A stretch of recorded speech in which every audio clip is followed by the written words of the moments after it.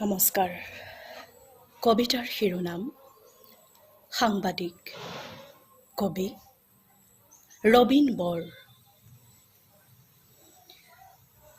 সংবিধানৰ চতুৰ্থ স্তম্ভ তুমি, আমৃত্যু প্ৰতিবাদী কণ্ঠ,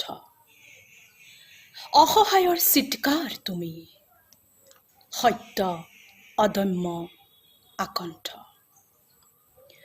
অঘৰীৰ ঘৰ তুমি, যাযাবৰৰ আশ্ৰয়শালা, জাত পাত ধৰ্মৰ ঊৰ্ধত গৈ তুমি মানৱতাৰ ধৰ্মশালা। অনধিকাৰৰ অধিকাৰ তুমি, বিভেদৰ মাজত সাম্য, তুমি নিৰ্ভীক, তুমি দুৰ্জয় সাহস অদম্য। নিৰাশাৰ আশা তুমি, অন্ধৰ হাতৰ লাখুটি, সঠিক পথৰ দিগদ্ৰষ্টা তুমি, গৰ্বিত হয় দেশৰ মাটি। সৰ্বত্ৰ অধিকাৰ তোমাৰ, তুমি জনতাৰ দৃষ্টি, কলমৰ তীক্ষ্ণ ধাৰ তুমি, দাপোনৰ প্ৰতিফলিত কলাকৃষ্টি। সংবিধানৰ চতুৰ্থ স্তম্ভ তুমি, আমৃত্যু প্ৰতিবাদী কণ্ঠ, অবলাৰ চিৎকাৰ তুমি, সত্য অদম্য আকণ্ঠ।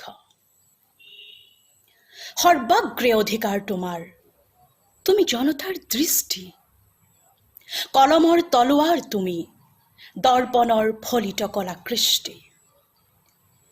তুমি বন্দী নাৰীৰ বিশ্বাস, শ্লীলতাহানিত আৱৰণৰ আশ্বাস। তুমি এই কুকৰ্ম, পাপী ও পাপীৰ বিৰুদ্ধে ধিক্কাৰ। নিৰস্ত্ৰৰ অস্ত্ৰ তুমি, অন্যায়ৰ ন্যায্য বিচাৰ। শতকোটি মানুহৰ আশাৰ বন্তি তুমি, তুমি উদ্যম ৰুদ্ৰৰ ভাস্কৰ্য, তুমি শাশ্বত সত্যৰ উজ্জ্বল অৰ্ঘ্য। তুমি ৰাতিৰ অন্ধকাৰত লুকাই থকা সূৰ্য, অধৰ্মৰ বিনাশ তুমি, সত্য ধৰ্মৰ আদৰ্শৰে পূজ্য।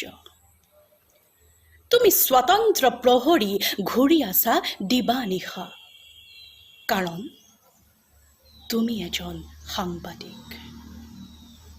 তেতিয়াহ'লে আমি কি ভুল দেখিছোঁ? সমাজত বিচনা তৰি গণতন্ত্ৰত মূৰ থৈ, সাৰ্বভৌমত্বৰ চাদৰ গাত লৈ স্বাধীনতাৰ দিনে পোহৰে আমি কি সপোন দেখিছোঁ?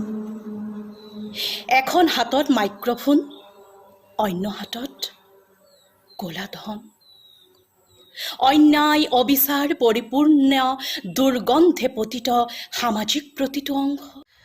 প্ৰলোভনৰ ৰুমালেৰে মুখ ঢাকি পাৰ হৈ যায় অজস্ৰ চেনেল, নাচাই ধ্বংস। দিবা নিশা তোমাৰ ভিত্তিহীন সংবাদৰ টানে সুন্দৰ জীৱনকেই কেতিয়াবা ঠেলে মৃত্যুৰ পিনে। তুমিয়েই হাঁহিবলৈ দিয়া, তুমিয়েই কন্দুৱা, পুতলাৰ দৰে আমি হাত তুলি থাকোঁ নাচি। সত্য যেতিয়া মিথ্যাৰ আৱৰণে ঢাকে, নিৰীহৰ হয় ফাঁচি।